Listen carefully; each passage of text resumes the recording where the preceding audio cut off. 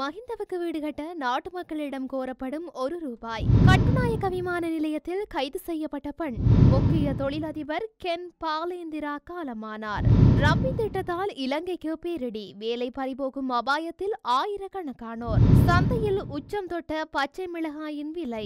26 நாட்களில் இலங்கைக்கு வந்து குவிந்த சுற்றுலா பயணிகள். விசேட சுற்றி வளைப்பில் 5 மோட்டார் வாகனங்கள் மீட்பு. தேர்தல்கள் ஆணைக்குழு விடுத்துள்ள அவசர எச்சரிக்கை. நடைமுறைக்கு வரவுள்ள அனுரவின் திட்டம். அதீத போதை பாவனையால் யாழ் இளைஞனுக்கு நேர்ந்த துயரம்.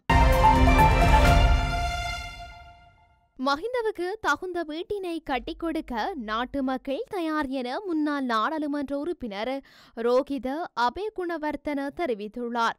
மஹிந்த ராஜபக்சவை இந்த வீட்டில் இருந்து வெளியில் அனுப்பினால் நாட்டு மக்களிடம் ஒவ்வொரு ரூபாவாக வாங்கியேனும் நாங்கள் நாட்டை காத்த தலைவர் மஹிந்தவுக்கு வீடு ஒன்றினை கட்டிக் கொடுப்போம் என்றும் அவர் குறிப்பிட்டுள்ளார். மேலும் தான் மஹிந்தவின் நலன் விசாரிக்க வந்ததாகவும் மஹிந்த ராஜபக்ச என்பது ஒரு பெயர் அல்ல, ஒரு நாமம் எனவும் குறிப்பிட்டார். அத்துடன் நாம் அச்சமடைய தேவையில்லை. குற்றம் இழைத்திருந்தால் தண்டனை வழங்குவதற்கான உரிமை உண்டு. ஆனால் அரசியல் குரோதங்களுடன் அரசியல் எதிர்ப்பினரை நடத்திய அரசாங்கத்தின் ஆயுட்காலம் குறைவானது என்றும் அவர் சுட்டிக்காட்டினார். இதேவேளை ஏதோ ஒரு வகையிலும் மஹிந்த ராஜபக்சவிடம் அரசியல் ரீதியில் பழிவாங்க முயற்சிக்கும் போது அதனை அரசியல் அநாகரிகமாகவே நான் பார்க்கின்றேன் என ரோகித அபேகுணவர்த்தன மேலும் குறிப்பிட்டுள்ளார். கட்டுநாயக்க விமான நிலையத்தில் பெண் ஒருவர் கைது செய்யப்பட்டுள்ளார். ₹7,50,000 மதிப்புள்ள வெளிநாட்டு தயாரிப்பு சிகரெட்டுகளை சட்டவிரோதமாக நாட்டிற்கு கொண்டு வந்த பெண்ணே இவ்வாறு கைது செய்யப்பட்டுள்ளார். இன்று காலை தீர்வை வரி செலுத்தாமல் கட்டுநாயக்க விமான நிலையத்திலிருந்து வெளியேற முயற்சித்த பெண் பயணியை போலீஸ் போதைப்பொருள் தடுப்பு பணியக அதிகாரிகள் கைது செய்தனர். குறித்த பெண் ஹோகந்தரவில் வசிக்கும் 42 வயதானவர் மற்றும் ஒரு தனியார் வணிக நிறுவனத்தில் நிதி மேலாளராக பணியாற்றி வருகின்றார். பெண் எடுத்துச் சென்ற பொருட்களில் 47,000 வெளிநாட்டு தயாரிப்பு சிகரெட்டுகள் அடங்கிய 235 சிகரெட் அட்டை பெட்டிகள் மறைத்து வைக்கப்பட்டிருந்தமை கண்டுபிடிக்கப்பட்டுள்ளது.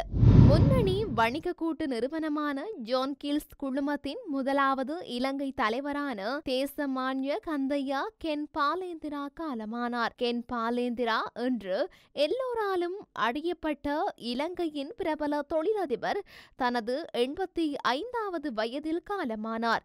1940 பிப்ரவரி 3 பிறந்த இவர் நாட்டிலும் பிராந்தியத்திலும் ஏராளமான நிறுவன பதவிகளை வகித்துள்ளார்.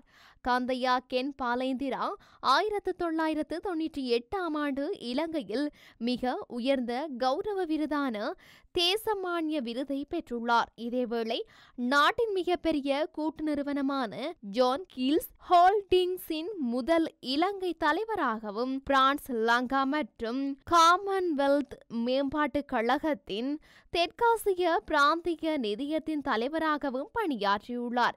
கென் பாலேந்திரா ஜான் கீல்ஸ் குழுமத்தின் தலைவராக திகழ்ந்து வர்த்தகத்துறையில் கொடிகட்டி பறந்தவர் என்பதும் குறிப்பிடத்தக்கது. சர்வதேச அபிவிருத்திக்கான அமெரிக்க நிறுவனம் வெளிநாடுகளுக்கு வழங்கும் நிதியை முடக்க தீர்மானித்திருப்பது இலங்கையின் அரசு சாரா நிறுவனங்களை நெருக்கடிக்குள் ஆழ்த்தியுள்ளது. அமெரிக்காவின் இந்த முடிவு காரணமாக இலங்கையில் 1000க்கும் மேற்பட்டோரின் வேலைகள் ஆபத்தில் இருப்பதாக கூறப்படுகின்றது. மனித உரிமைகள், பெண்கள் மற்றும் நல்லாட்சி ஆகியவற்றில் பணிபுரியும் இலங்கையின் கணிசமான எண்ணிக்கையிலான அரசு சாரா நிறுவனங்கள் குறித்ததொரு நிறுவனத்தின் ஆதரவுடன் செயல்பட்டு வருகின்றன. இந்த நிலையில் அமெரிக்க நிதி நிறுவனத்தை தொடர்ந்து அவ்வாறான பல நிறுவனங்கள் தங்கள் திட்டங்களை தக்க வைத்துக் கொள்ள போராடி வருகின்றதாக தெரிவிக்கப்படுகின்றது. இந்த நடவடிக்கை சர்வதேச மேம்பாட்டு திட்டங்களை விட உள்நாட்டு செலவினங்களுக்கு முன்னுரிமை அளிக்கும் அமெரிக்காவின் முதல் விதி என அமெரிக்க ஜனாதிபதி டொனால்ட் ட்ரம்ப் தெரிவித்துள்ளார். இவ்வாறானதொரு பின்னணியில் ட்ரம்பின் குறித்த திட்டமானது கண்மூடித்தனமாக உள்ளது என்றும் இதன் காரணமாக ஊழியர்களை பணி நீக்கம் செய்ய வேண்டியிருப்பதாகவும் தொடர்ந்தும் நிதி முடக்கம் தொடர்ந்தால் பல திட்டங்கள் சரிந்துவிடும் எனவும் பாதிக்கப்பட்ட அரசு சாரா நிறுவனத்தைச் சேர்ந்த அதிகாரியொருவர் குறிப்பிட்டுள்ளார். சந்தையில் பச்சை மிளகாயின் விலை சடுதியாக அதிகரித்துள்ளதாக சந்தை வட்டார தகவல்கள் தெரிவிக்கின்றன. இந்த நிலையில் 1 கிலோ பச்சை மிளகாய் ரூபா 1200 முதல் ரூபா 1400 வரையில் அதிகரித்துள்ளதாக தெரிவிக்கப்படுகின்றது. இது தொடர்பில் கருத்து தெரிவிக்கும் மரக்கறி வியாபாரிகள் அனைத்து பகுதிகளிலும் பச்சை மிளகாயின் விலை கணிசமாக அதிகரித்துள்ளதாக சுட்டிக்காட்டியுள்ளனர். இதனால் மக்களின் கொள்வனவு குறைவடைந்துள்ளதாக சுட்டிக்காட்டிய அவர்கள் வியாபார நடவடிக்கைகளும் தடையுறுவதாக கவலை தெரிவித்துள்ளனர். மிளகாய் விலை அதிகரிப்பால் மிளகாய் விற்பனையும் கடுமையாக குறைந்துள்ளதாகவும் இந்த சூழ்நிலைகளால் நுகர்வோரும் தாங்களும் பல்வேறு சிரமங்களை எதிர்கொண்டுள்ளதாகவும் வியாபாரிகள் தெரிவித்துள்ளமை குறிப்பிடத்தக்கது. 2025 ஆண்டின் முதல் 26 நாட்களில் 2 லட்சத்துக்கும் மேற்பட்ட சுற்றுலா பயணிகள் இலங்கைக்கு வருகை தந்துள்ளனர். இங்கிலாந்து, ஜெர்மனி, சீனா மற்றும் பிரான்ஸ் ஆகிய நாடுகளிலிருந்தும் கணிசமான எண்ணிக்கையிலான சுற்றுலா பயணிகள் வருகை பதிவாகியுள்ளது. இந்த விடயம் இலங்கை சுற்றுலா மேம்பாட்டு ஆணையகம் வெளியிட்ட சமீபத்திய புள்ளி விவரங்களில் குறிப்பிடப்பட்டுள்ளது. அறிக்கையில் மேலும் குறிப்பிடுகையில், ஜனவரி 26, 2025 வரை இலங்கை 2,12,838 சுற்றுலா பயணிகளின் வருகை தந்துள்ளதாகவும் தெரிவிக்கப்படுகின்றது. அதன்படி இந்த எண்ணிக்கை ஏற்கனவே கடந்த ஆண்டு ஜனவரியில் பதிவு செய்யப்பட்ட 2,08,253 வருகைகளை மிஞ்சியுள்ளது. இதற்கிடையில் ஜனவரி 2வது வாரத்தில் அதிகபட்ச சுற்றுலா பயணிகளின் வருகை பதிவாகியுள்ளது.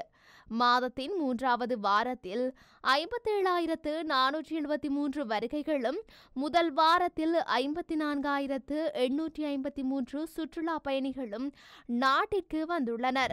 ரத்தினபுரி கலவான பிரதேசத்தில் சட்டவிரோதமாக நிறுத்தி வைக்கப்பட்டிருந்த 70 மில்லியன் ரூபாய் பெறுமதியான 5 மோட்டார் வாகனங்கள் கைப்பற்றப்பட்டுள்ளன.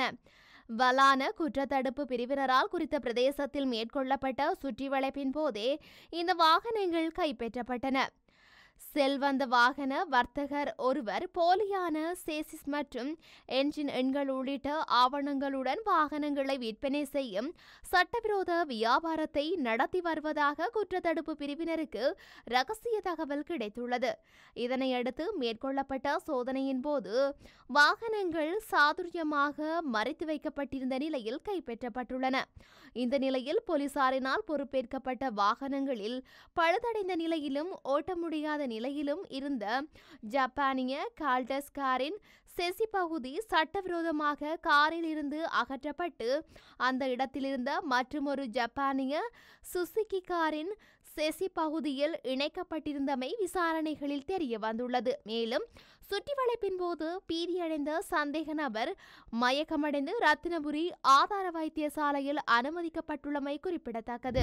இலங்கை தேர்தல்கள் ஆணைக்குழுவில் தொழில் வெற்றிடங்கள் காணப்படுவதாக வாட்ஸ்அப் செயலியில் போலி தகவல்கள் பகிரப்படுவது குறித்து அவதானமாக இருக்குமாறு தேர்தல் ஆணைக்குழு எச்சரித்துள்ளது.